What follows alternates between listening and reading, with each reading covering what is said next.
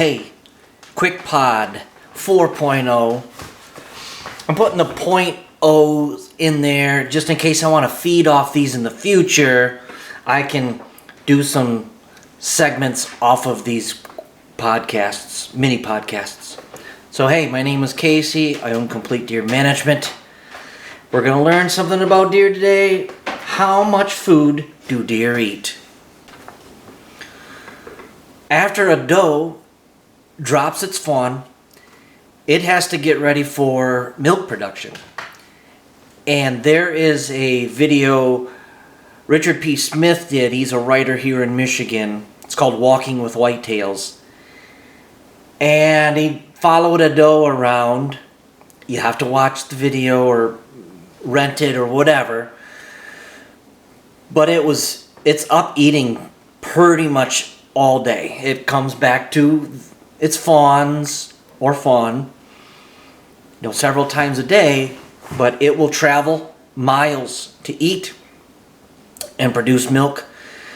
And then obviously during the fall they're going into winter and they're going to eat different types of food. In the winter, like now, it's the end of January, it's 90% woody browse. Woody stems, twigs, buds of trees that they can reach, or whatever they can get out there. Bucks, especially older deer, older bucks, 1.5, 2.5 on up, they're just going to eat what they can and how they can. They also don't require as much nutrition as doe do. Doe requires way more nutrition to have healthy fawns than bucks do to have bigger antlers. All in all, you can evaluate your property or have a deer expert evaluate your property and see how much food you have on your property, deer food.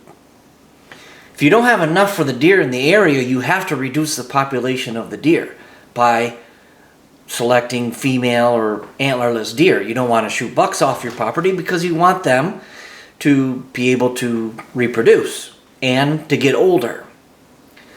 So that is why, like here in Michigan especially, you can look at the deer numbers and the deer data and see that Michigan shoots more antlered deer than they do antlerless, which isn't always a good deer management philosophy, if you will. You want to be shooting more doe or as many as buck.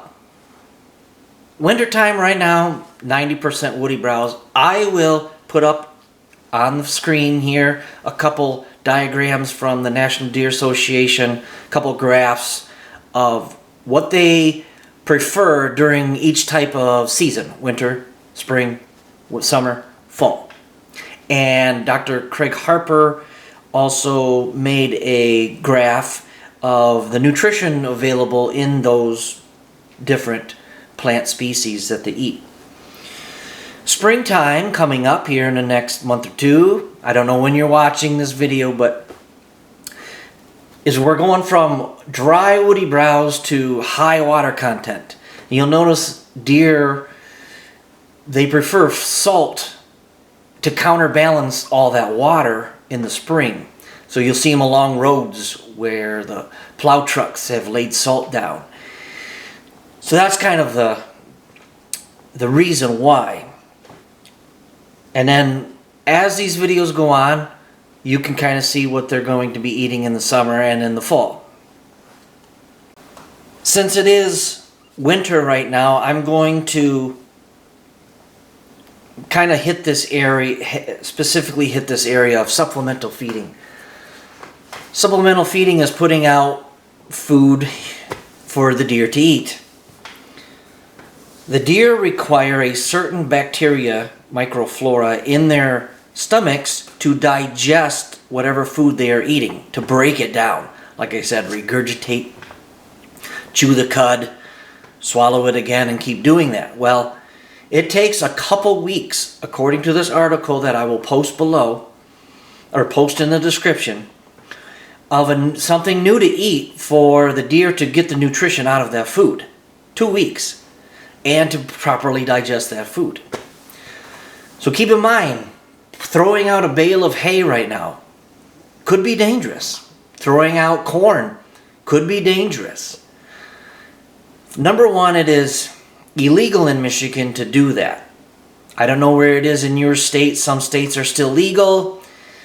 I'm not going to get into the legality of it or not. It's your prerogative.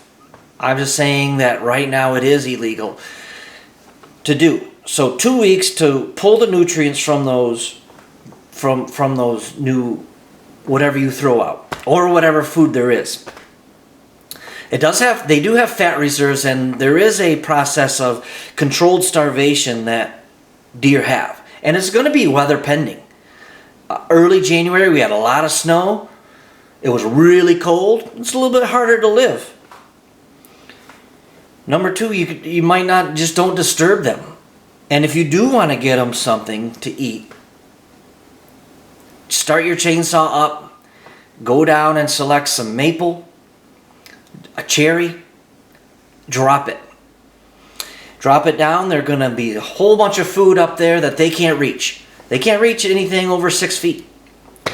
So, chainsaw, do some hinge cutting, possibly. Have a purpose, though. And that's what I'm here for, is to kind of help you. And I can even talk you through this with pictures and phone call.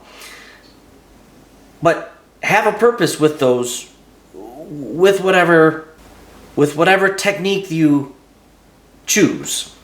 Another thing you can get out is your pruners. You got some fruit trees on your property or some other trees you want to prune.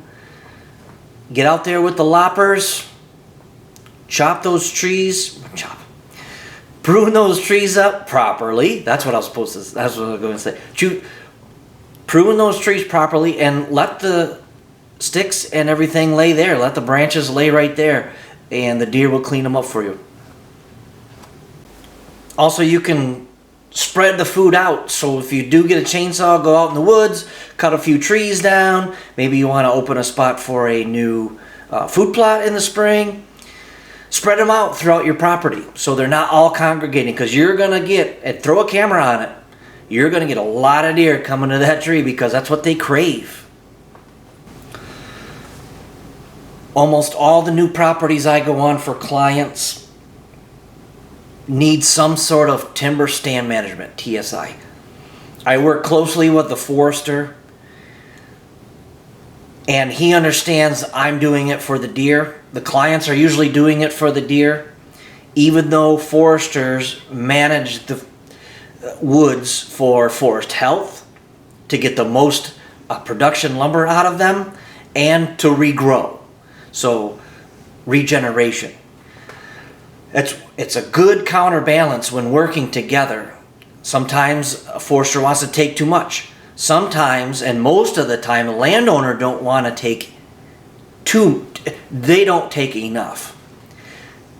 You need a couple things for deer. They need to be able to reach the food, and the forest needs sunlight. I know there's usually a mass, or aesthetically pleasing to humans is not the case. It looks bad. Sometimes they leave ruts, sometimes they don't. You got to collect the right logger and the right forester. And I do provide that service.